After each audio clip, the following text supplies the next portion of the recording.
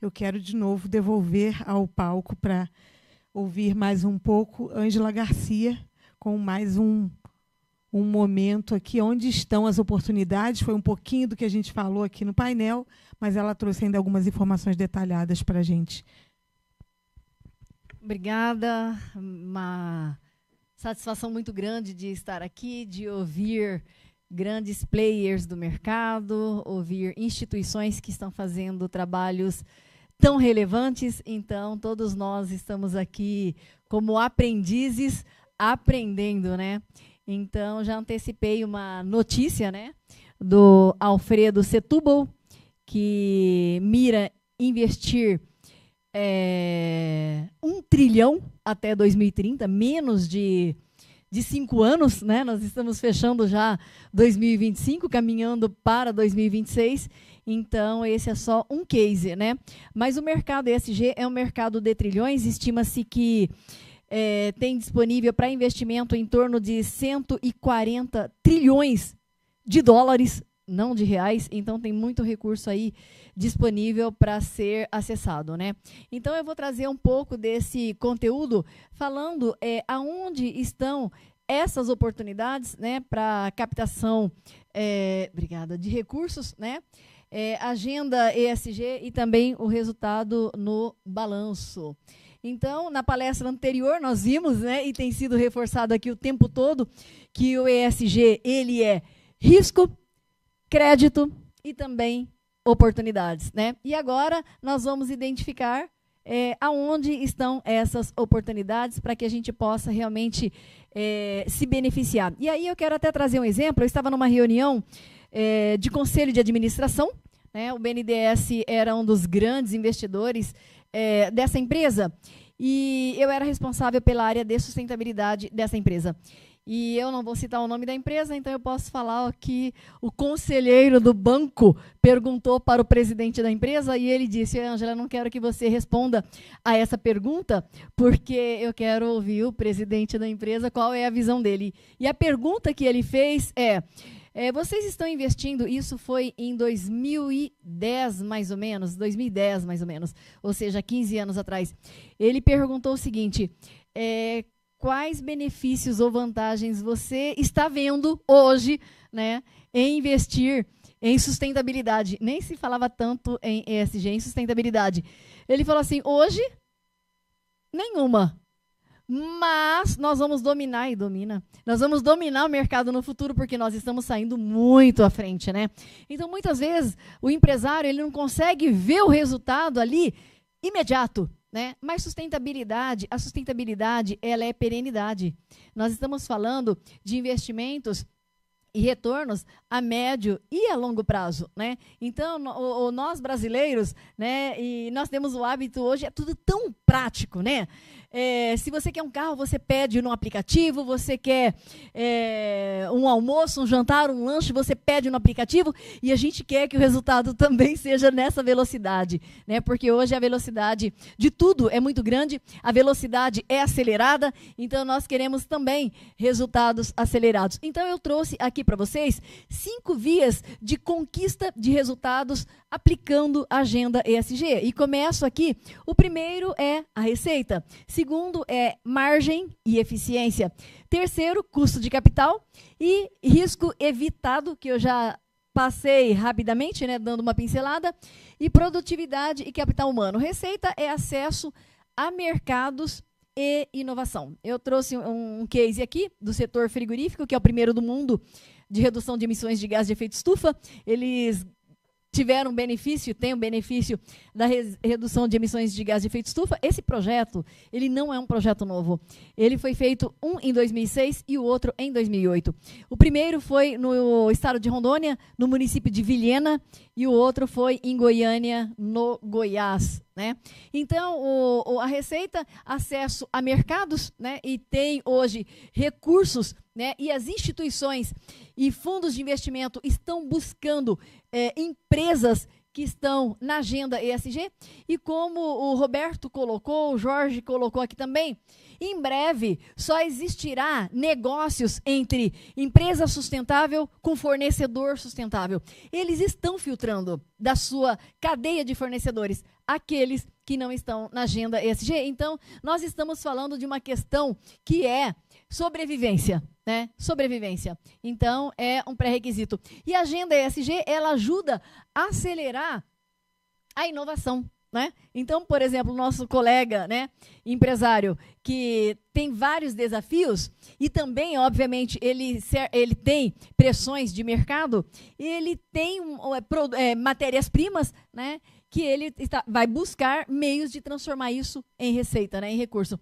Então, o ESG, ele tem essa dinâmica de fazer essa provocação. Margem e eficiência, melhor gestão, né? Você tem o quê?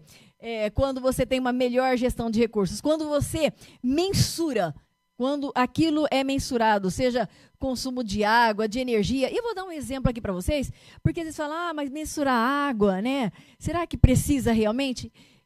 Eu vou dar um exemplo.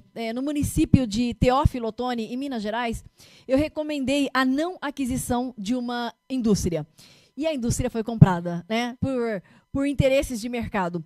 E aí eu recomendei a não aquisição porque não tinha água suficiente para aquela atividade industrial. Passaram-se 8 meses, a atividade estava terminando, a atividade industrial terminando com caminhões-pipa. E depois a fábrica fechou. Então, de acordo com o setor, né, da atividade e a materialidade que foi colocado aqui, muito bem colocado, inclusive, né, é importante saber aquilo que pode paralisar a atividade de uma empresa, aquilo que compromete, né, a atividade de uma empresa. E, com isso, definir o quê? Estratégias. Então, tudo precisa ser monitorado, mensurado, para que possa ser melhorado, né? Tem um ditado comum, né? Não há nada que não possa ser melhorado, né? Custo de capital, né? Condições de crédito e valorização também de patrimônio, risco evitado, proteção jurídica, né?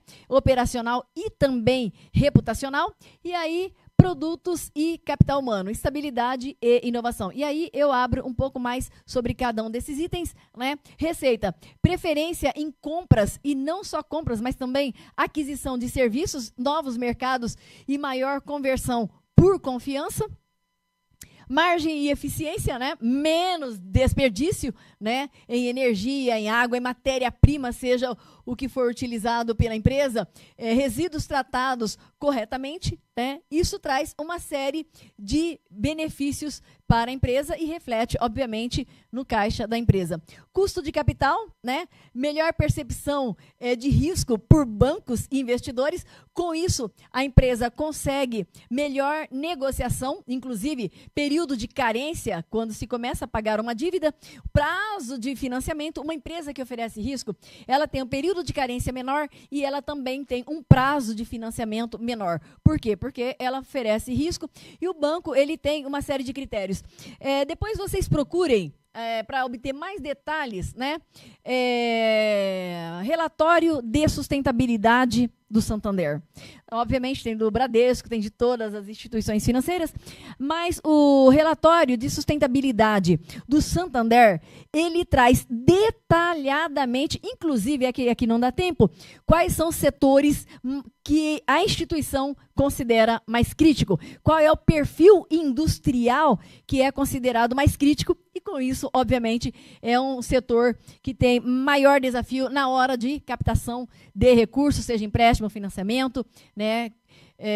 Então, procurem depois o relatório de sustentabilidade do Santander. Risco evitado, né? Menos incidentes trabalhistas, né? Ambientais, menos crises reputacionais. Nós vimos aqui, né, numa das apresentações, falando sobre o que aconteceu com a Toyota, né, no município de Sorocaba, São Paulo. E além deles tiveram agora na semana retrasada, né, um problema muito sério, destelhou tudo, parou a fábrica, foi um arraso na fábrica, né? Eles tiveram um outro problema recente, né? E uma multa de 40 milhões por assédio moral. 40 milhões. Então, é uma empresa que, puxa vida, uma grande empresa que produz carros excelentes, né? E tiveram agora essa destruição da fábrica, né? E estão com uma multa de 40 milhões de reais por assédio moral coletivo com pessoas que têm na reportagem fala pessoas que tiveram alguma lesão, talvez pessoas com alguma deficiência, né? Então, risco evitado é fundamental. Eu vou mostrar um pouco dos riscos que o Brasil tem, né? E por isso traz muita preocupação para os bancos, até porque vocês viram que os bancos, eles são indiciados, são processados e são multados também, porque eles são solidários quando eles concedem sem olhar essas questões socioambientais. Produtividade e eficiência, né? Clima de trabalho mais seguro e engajado, equipes mais motivadas, mais inovadoras. É muito gostoso quando nós trabalhamos numa empresa onde nós estamos felizes, né? Gostamos da empresa, né? E aí, com isso, a gente acaba dando, né, uma entrega muito maior. Então, é um benefício para a empresa investir no ambiente de trabalho. Abrindo um pouco mais a questão da receita, né, como o ESG, ele abre portas para a inovação. Então, preferência nas contratações e licitações, né, seja no setor público ou seja no setor privado. Vocês viram que no processo de homologação, né, as empresas, elas são classificadas ou desclassificadas. E agora eu vou dizer uma coisa para vocês. Eu já fui procurar, eu sou muito procurada, né, porque até por atuar há tantos anos, e uma empresa me procurou desesperada, porque eles, de setor de construção civil, o governo do estado de São Paulo, ele liberou uma licitação milionária, né, para fazer um túnel ligando um bairro no outro bairro, né? E aí o empresário me procurou desesperado porque ele não estava conseguindo nem se inscrever para o processo de licitação. Requisito? Estar na agenda ESG. Um outro cliente do setor de pet me procurou, né, desesperado também. Por quê? Porque ele respondeu tudo direitinho para a empresa. Em 15 dias a empresa ia fazer uma auditoria e não ia encontrar nada do que foi respondido, né? Então, são empresas que estão sendo limpas do mercado. A chance que esse empresário tinha, e ele sonhava, um grupo, essa grande empresa do setor de pet, tem no Brasil todo, e era o sonho dele ser fornecedor, né? Ele produz vários produtos, só que não estava na agenda ESG. Perdeu a concorrência, né? E teve uma série de problemas. E os empresários, eles procuram desesperado na última hora. Eu preciso disso. Agenda ESG, eu vou simplificar bem, tá? Agenda ESG, por quê? Porque, de fato, ela é uma agenda. Cada um de vocês aqui tem uma agenda. E essa agenda estabelece os compromissos que nós temos ao longo da semana, ao longo dos meses e ao longo dos anos. As empresas, elas também precisam ter uma agenda ESG. Ou seja, ela precisa ter um cronograma de programas, projetos, ações, políticas, tudo aquilo que ela precisa fazer ao longo de 2 anos, 4 anos, 5 anos, 10 anos, né? Então, a agenda ESG é uma agenda de compromissos, que começa, né, por um diagnóstico. Até porque precisa ter uma visão do que a empresa tem, do que a empresa não tem e do que ela precisa, coloca lá no plano de ação, que é a agenda ESG. Uma coisa muito importante, e que foi falada aqui algumas vezes também, não adianta falar que tem, não adianta falar que faz, se não tiver prova. E isso, na auditoria, é chamado de evidência. As empresas, elas têm que ter evidência. Fez um treinamento, bate foto do treinamento, lista de presença, evidência.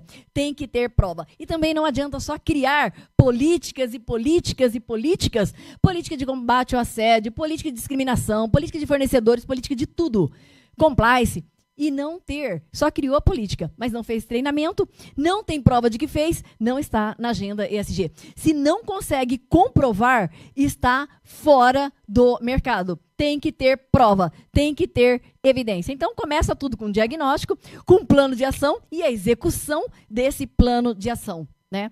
Então, a receita, ela vem quando a empresa consegue não só criar, mas também comprovar, né? E aí ela consegue acesso a novos mercados e, principalmente, algo que está pegando demais é a rastreabilidade. Isso tanto na taxonomia europeia, que eu falei na parte da manhã, como na taxonomia sustentável, que foi criada agora, estamos na primeira edição, vai ser implementada. Eu tive uma reunião com o Ministério da Fazenda há 15 dias atrás, mais ou menos, né? Então, vai ser ajustada ainda. Ela, por enquanto, ela é voluntária. A partir de 2026, que daqui a pouco, menos de 90 dias, né, vai ser provavelmente obrigatória. Aí não tem realmente por onde fugir. Então, é um diferencial ainda quem faz agora, né? Mas é uma exigência de mercado e além de ter esses benefícios bancários, né, ainda tem o diferencial de conseguir conquistar mercados que outros que não estão na agenda ESG já não conseguem mais. Marca e conversão, né, é importante para a empresa ela ter o relatório de divulgação, né, como o nosso colega da Simbiose colocou aqui. Não adianta fazer e ninguém saber, é importante divulgar, né? Tem empresas que não fazem e falam, tem empresas que fazem e não falam, né? Então, é importante comunicar para que os clientes, os fornecedores e os bancos também saibam disso. É importante fazer um relatório. Tem uma empresa do setor têxtil e moda que eu assessoro, do Grupo Rossetti, né? O Grupo Rossetti é a marca Liz, Trackfield, Valizer, Cia Marítima. Então, eu presido o Comitê de Sustentabilidade e eu assessoro essa empresa desde 2019, né? Especificamente a Liz, né? E as instituições financeiras, mesmo que elas não pedem, nós enviamos relatório. Olha, a nossa agenda está andando assim. Então, o banco, ele quer oferecer recurso para uma empresa que ele vê credibilidade, que ele vê confiança e ele vê segurança. Eu não sei se vocês sabem, mas os bancos, eles têm interesse. E tem bancos que procuram justamente as empresas que estão na agenda ESG para oferecer recurso. Olha, nós temos essa linha, nós temos esse recurso aqui, né? Então, é fundamental não só ter, mas comunicar. Não só comunicar a instituição financeira, mas todas as partes interessadas. E ter um trabalho com a sua cadeia de fornecedores. Chamar num café, né, as empresas e falar, olha, aqui são nossas ações ESG e nós queremos que você também esteja dentro dessa cadeia de fornecedores sustentáveis, porque senão vocês vão acabar não sendo mais nossos fornecedores, né? Então, isso valoriza muito a marca e fortalece a reputação da empresa. E isso é muito importante. Margem e eficiência operacional, ela aparece no resultado. Então, por exemplo, energia e processos, revisar máquinas, equipamentos. Eu vou dar um exemplo também de uma empresa, de uma indústria que consome muita água em todo o processo, né? E aí, eles não estavam conseguindo reduzir o consumo de água. E aí eu disse o seguinte, eu quero, com o responsável pela área de manutenção, entrar depois que terminar o turno da empresa, terminava meia-noite. Meia-noite nós entramos para olhar vazamento por todo lado. Só de estancar esses vazamentos que a empresa tinha, eles tiveram uma redução imediata de 10% do consumo de água e depois foi reduzindo cada vez mais. Era uma empresa que também não prestava informação, né? Aliás, não media e também não reportava. E o banco estava informando que essa empresa ela estava... nesse caso, especificamente, de abate de boi, que ela estava matando o boi afogado, de tanta água que era consumida, e não era a realidade, né? Mas como ela não mensurava e não reportava, né? Eles estimavam. E a régua do banco é sempre para cima, do lado do banco. Quando eles entenderam isso, que começaram, então, a monitorar, a estabelecer meta, houve um consumo de 5 metros cúbicos para 3 metros cúbicos para quem consome, tem um nível de consumo altíssimo, é muito grande. Então, isso também bate aí nos resultados da empresa, né? Então, tratamento de efluentes, né? Efluente, para quem não sabe, é esgoto tratado, água servida de uma indústria. Quando não se monitora e gasta muita água, gera muito efluente. E para se tratar um efluente, dependendo do sistema de tratamento, é um custo elevadíssimo. Então, tudo isso é importante ser feito. Resíduos e logística reversa, fazer a segregação, né? E como o colega aqui também colocou, né? A empresa, antes, ela tinha um custo com a destinação e ela passou a ter o quê? Um valor que antes que saía em despesa, acabou entrando como faturamento para a empresa. Então, olhar tudo isso de forma estratégica. E o ESG, ele faz exatamente essa provocação. SST, né, saúde e segurança, o Jorge falou aqui também sobre essa questão de saúde e segurança. E aí, bom, custo de capital, né, porque o dinheiro fica mais acessível e barato, porque quando uma empresa ela adota a agenda ESG e ela consegue comprovar que, de fato, ela está na agenda ESG, ela é uma empresa que o banco ele quer colocar recurso, porque ele sabe que ele não vai ter, certamente, problemas com essa empresa, né? Então, as empresas, elas precisam ter políticas, que foi falado, evidências, né? Não adianta falar que faz se não consegue, provar que ela tem um bom desempenho, a percepção de riscos, e aí ela consegue realmente ter acesso aos melhores créditos, né? E programas das instituições financeiras. Quais são os elementos que influenciam a percepção? E foi falado aqui há pouco, né, do Comitê de Sustentabilidade. Quando uma empresa ela tem um comitê de sustentabilidade, e aí, Ângela, mas a minha empresa não é uma multinacional, não é uma empresa grande, é uma empresa pequena. Pega o seu gerente, pega o seu analista, monta a sua pequena equipe ali, para que todos tenham o mesmo olhar, o mesmo objetivo e o mesmo propósito.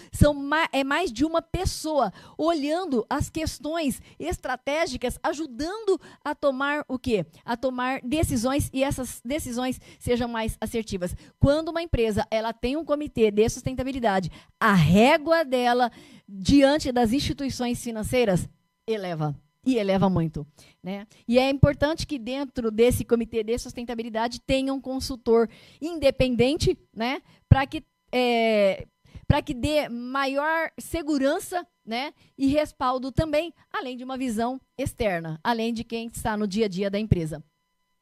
Políticas ativas, né? Então, código de conduta e ética, política de anticorrupção, direitos humanos, saúde e segurança, política de fornecedores. Então, tem uma série de políticas que precisam ser implantadas, não só criadas, né? Canal de denúncia, né, que seja ativo também, mesmo que a empresa seja pequena, coloca lá em alguns pontos uma caixinha chamada Fale Conosco, que é uma caixinha que pode ser de denúncia, que pode ser de sugestão. Isso também é muito importante. E criar um procedimento, né, um POP, que é um procedimento operacional padrão de como é feito isso, para que não haja retaliação e as pessoas também não tenham medo, né? Faz uma denúncia e é demitido, né? Então, criar critérios para isso é muito importante. Licenças, né? Fazer a gestão do licenciamento que a empresa precisa, seja licenciamento ambiental ou algum outro licenciamento que a atividade exige. Indicadores de gestão acompanhados regularmente, então faz um diagnóstico, identificou o que tem e o que não tem, cria-se os indicadores e as metas e começa a monitorar. Valor para o acionista, né? Valuation. Uma empresa, quando ela investe em sustentabilidade, a empresa tem mais valor, né? Por exemplo, tem uma empresa, a Dengo Chocolates, por exemplo, né? É uma empresa voltada 100% em sustentabilidade. E é uma empresa que cresceu absurdamente com essa visão e com essa pegada. E é uma empresa que hoje tem um valor muito grande no mercado, exatamente por estar na agenda ESG. Quero dar um exemplo que todo mundo conhece também, né? A Natura. Então, nem precisa falar sobre a Natura, que todo mundo sabe da Natura. Só que quando a Natura nasceu, a Avon já dominava o mercado. A Avon estava lá na frente, consolidada. A Natura, com a pegada 100% ESG, que na época de sustentabilidade, o que aconteceu? A Natura, ela comprou Avon. Então, a sustentabilidade, ela vem cada vez mais tomando força e cada vez mais dominando o mercado. Então, quando há melhor percepção de risco, né, há maior acesso a mercados. E o ESG, ele eleva o valor de patrimônio de uma empresa. Eu tenho uma empresa que eu assessorei, e ela é uma empresa de reciclagem, né? Uma empresa pequena, bem pequena, bem pequena. E essa empresa de reciclagem de plástico, né? E na primeira reunião que eu tive, o que fez brilhar os olhos na hora, né, da CEO, foi o seguinte: eu falei que ESG era capitalismo e ela levou um susto. Ah, não é ambiental, né? Porque até a empresa de reciclagem, né? Eu falei assim, ESG é capitalismo. É um capitalismo inteligente, estratégico, que mantém as empresas crescentes, ativas e perenes, né? E eu falei, qual é o propósito, né, da sua empresa? Ela falou assim, Ângela, vender, né? Eu quero estruturar a minha empresa e vender a empresa. Eu falei, bom, se você quer vender a sua empresa, o caminho para você vender e vender muito bem, porque, gente, pensa numa empresa muito simples, funcionários todos sem EPI, sem uniforme, sem refeitório, né? Bem simples. Mas ela queria arrumar a empresa e vender. Aí eu falei para ela da agenda ESG, expliquei, fiz um diagnóstico da empresa e falei, transforma a sua empresa numa boutique de reciclagem. A empresa hoje, ela não vendeu por enquanto, mas está muito bem valorizada, e o sonho dela é vender para a Braskem na época, né? A empresa está muito bem estruturada. A CEO virou uma ativista ESG, ela dá palestras, ela já foi para a COP em Dubai, ela foi para Dubai, foi para 2 países que ela esteve na COP, é uma ativista. A empresa mudou completamente, e o valor da empresa também. Os funcionários agora têm uniforme, EPI, refeitório, antes não tinha nada, agora tem todo mês, o aniversariante do mês fazem uma festa. Gente, pensa numa empresa que ficou linda, maravilhosa a empresa, maravilhosa. E então, assim, o ESG mudou completamente, ela se apaixonou pela empresa que ela não gostava tanto, né? E não sei se eles vão acabar vendendo, porque a empresa está consolidando. E agora, pelo fato de estar na agenda ESG, eles conseguem vender, né, os pellets que eles produzem para empresas que eles sonhavam em atingir, em vender, né? Então, o ESG valoriza o patrimônio. Isso é muito importante. Risco evitado, né? Quando são reduzidos os riscos, tem o risco de multa, né, de processo, de paralisação, né? Eu já peguei fábrica paralisada, fechada com cadeado pelo Ministério Público, né, por problemas. Então, risco evitado, a empresa tem blindagem, né, reputacional, ela tem menos exposição na mídia, né? Eu lembro que eu tive que fazer entrevista coletiva para todos os canais de televisão, e foi no Mato Grosso do Sul isso, né? Para TV Morena, que é do Mato Grosso do Sul, que é a Globo lá do Mato Grosso do Sul, Bandeirantes, Record, um monte de canais, né? Em função de problemas não blindados, riscos não evitados, né? E então tudo isso causa um impacto, né? E aqui eu trouxe um pequeno checklist, né? Preventivo, né, desse risco que precisa ser evitado. Primeiro, criação de políticas, né? O Brasil, ele é um dos campeões em trabalho análogo a trabalho escravo. Existe muito trabalho análogo a trabalho escravo. Se vocês fizerem pesquisa, vocês vão se surpreender. Se vocês entrarem no site do MPT, que é o Ministério Público do Trabalho, vocês vão ver muitas empresas, grandes empresas, inclusive, com problemas.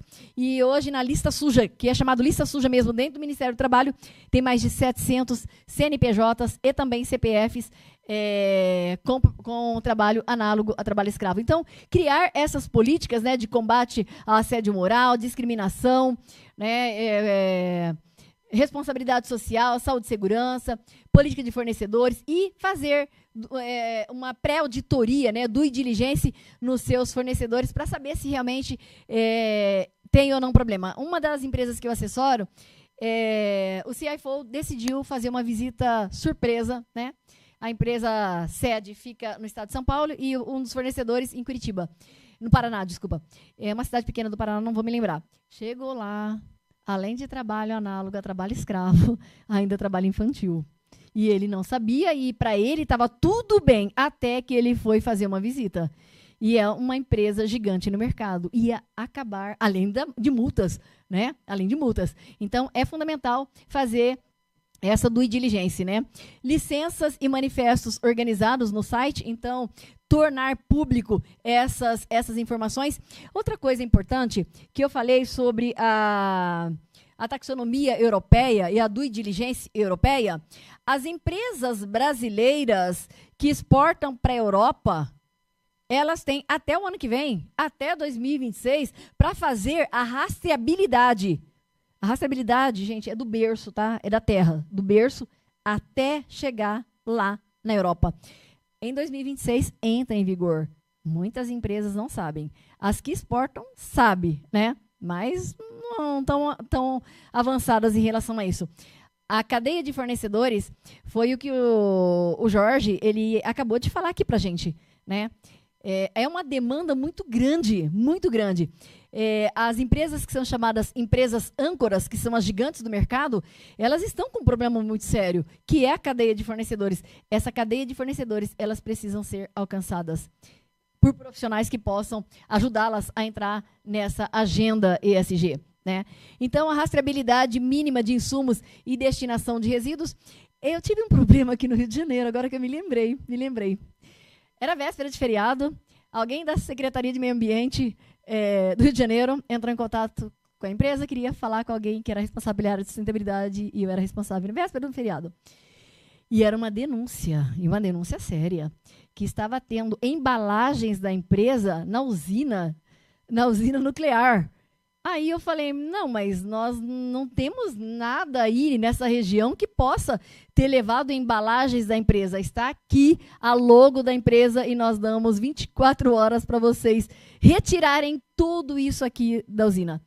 Bom, mandamos, né, na hora, fizemos uma operação, viu lá, chegou, era realmente, tirou, né, e foi feito aí sim foi feita a rastreabilidade para saber. Então, a empresa ela vende, né, no Brasil todo, e aí foi vendido no supermercado, e o supermercado pegou aquela embalagem, pagou para alguém levar, e comodamente ele jogou lá numa área que ele talvez considerou abandonada, né, só que estava o logo da empresa, né, e isso na mídia seria assim um arraso para essa empresa, um arraso, né? Então é muito complicado isso. Então a rastreabilidade, saber para quem você está entregando, é muito importante. Às vezes você está pagando, às vezes a empresa assinou que está tudo certo. Vá lá e confira se realmente está tudo certo, né? E canal de denúncias, já falei sobre isso, né? E planos de contingência e também emergência. Eu trouxe alguns casos, né? Lá em cima é o MPT, Ministério Público do Trabalho, Atacadão, eu não sei se tem um Atacadão aqui supermercado, é uma rede muito grande, né? É condenado por 5 milhões por adoecimento mental dos trabalhadores. Então, as empresas, a NR1, né, ela estabelece que todas as empresas têm que ter um plano de saúde psicossocial. E mais de 32% dos CLTs do Brasil estão com problemas psicossociais, problemas mentais, né? Então, é muito sério. E o Atacadão, né, foi multado por adoecimento mental. Às vezes, a gente não sabe, por isso a gente tem que fazer um trabalho realmente, né, com os nossos funcionários. Eu trouxe aqui, esse aqui é um dono de uma lanchonete, tá? Não pensa que é uma gigante, é o dono de uma lanchonete. No Espírito Santo, homem é indenizado em 1 milhão por trabalho infantil e abuso sexual. Ele certamente quebrou uma lanchonete, né, com uma dívida absurda, e se ele tinha dinheiro no banco, vai dar o calote. Por isso que os bancos, eles estão realmente em cima, né? Então, o suspeito praticava crimes contra adolescentes de 13 a 17 anos que trabalhava em sua lanchonete. Então, todas as empresas de pequeno, médio e longo prazo. Médio e empresas pequena, média e grande, né? Falando em longo prazo. A Mercedes, como eu comentei, né?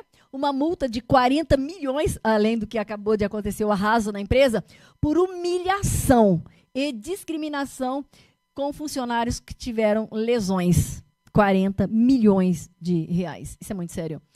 Banco do Brasil é multado em quase 8 milhões por barrar, não é que praticou, por não barrar o assédio moral de funcionários. Segundo o Ministério Público do Trabalho, a instituição bancária agia de forma contrária ao praticar a discriminação, fiscalização ostensiva e metas abusivas no ambiente de trabalho. Então, gente, cuidado. Isso aí pode quebrar qualquer empresa, como nós vimos no caso da lanchonete. Eu não coloquei, não dá para colocar todos, mas a Caixa Econômica Federal teve uma multa, o Banco do Brasil de 8 milhões, a Caixa de 10 milhões de reais, né? Ministério Público pede que... esse é outro caso. Teve esse daqui, mas tem outro da Caixa também. A Caixa, os bancos têm muita multa, viu, gente? Por isso que eles estão muito em cima das empresas. Ministério Público pede que o ex-presidente da Caixa pague 30 milhões por assédio a funcionárias. E isso é muito sério. O Brasil, para vocês terem uma ideia, fechou o ano passado com mais de 8 mil processos de assédio.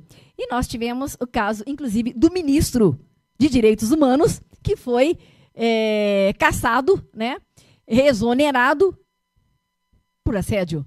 O próprio ministro de Direitos Humanos. Capital humano e produtividade, né? Então, quando se tem engajamento, quando se tem satisfação, né? Se tem um bom resultado. Quanto? Beleza. Brasil é um dos países mais perigosos do mundo para se trabalhar. É uma pesquisa, né? Diz o Ministério Público do Trabalho. É um dos países mais perigosos. Uma pessoa morre a cada 3 horas vítima de acidente de trabalho no Brasil. Então, com todos esses riscos, obviamente, as instituições financeiras elas estão muito em cima. Brasil registra mais de 700 mil acidentes de trabalho o ano passado, em 2024. Então, como os pilares ESG entram no balanço? Então, nós vimos, né, em energia, vimos em água, vimos em gestão de resíduos, taxa de acidente, conformidade, né, licença, auditoria, saúde e segurança, emissões de gases de efeito estufa, né, que foi falado aqui também. E aqui, qual é o modelo ideal de gestão para que a empresa ela esteja na agenda ESG? Primeiro, ter meta e ter o dono da meta, né? Então, tem que ter a meta e quem é responsável por essa meta, plano de ação, o que, quem, quando e onde fazer isso, né, que é a agenda ESG, revisão mensal estratégica com a liderança, né, final do mês fechou, olhar o que foi feito, o que não foi feito, e esse pacote de evidências que tem que ter. Não adianta fazer, não falar e também não comprovar, né? Isso aparece na demonstração financeira rapidamente, né? Com efeito direto, a receita, então, acesso a licitações, a empresas que estão priorizando, né? A empresas que estão na agenda ESG, eficiência energética, hídrica, gestão de resíduos e também SST, que é Saúde e Segurança do Trabalho, né? E despesas financeiras. Quanto mais organizada, menos risco, menos acidente, menos crime, então, menos problema e menos oneração no caixa. Provisões e contingência, menor risco, então menor provisionamento do quê? Do passivo, né? Ativo intangível, né? Isso aqui são investimentos, né, que a empresa faz e fortalece a imagem e reputação, ou ela deixa de ter risco em função das ações que ela tem. Bom, agora que vocês chegaram até aqui, até no final, né? Vocês têm 2 caminhos, né? Um caminho negro ou um caminho verde, né? Então, agora, sabendo de como é a agenda ESG, não só falada por mim, né? Mas falado por vários profissionais, né, de instituições financeiras, o Gabriel da Vale falando, o Jorge falando, o Roberto falando e tantos outros que estiveram aqui, né, que eu não vou me lembrar o nome, inclusive da nossa colega que esteve aqui, né? Então, você tem um cenário de risco e de oportunidades que está diante de você. E a Equilibrium, que é uma empresa de engenharia, de programas, projetos e ações ESG, né, está apta a atender vocês também nessa demanda, e eles lançaram, inclusive, hoje, né, um sistema, um software de gestão que vai agilizar e facilitar muito a vida de vocês. E eu tenho agora, para vocês que ficaram até o final, várias pessoas tirando foto aqui o tempo todo, né? Eu tenho um presente para vocês. São as 2 palestras, só pegar o QR Code e elas estão aqui disponíveis para vocês. Meu muito obrigada, foi uma honra estar aqui durante esse dia com vocês. Fazer como o Jorge disse, né? Espero que eu tenha me saído bem para estar nas próximas. Mas brincadeiras à parte, parabéns, Luciane, pelo seu trabalho, parabéns por esse mega evento que realmente vai causar um impacto aqui. Nós vimos, inclusive, a Federação das Indústrias, né? O Roberto, da Associação Comercial. Isso aí vai ser cascateado, disseminado, né? E isso vai trazer sustentabilidade, fortalecimento e crescimento para as empresas. Então, muito obrigada.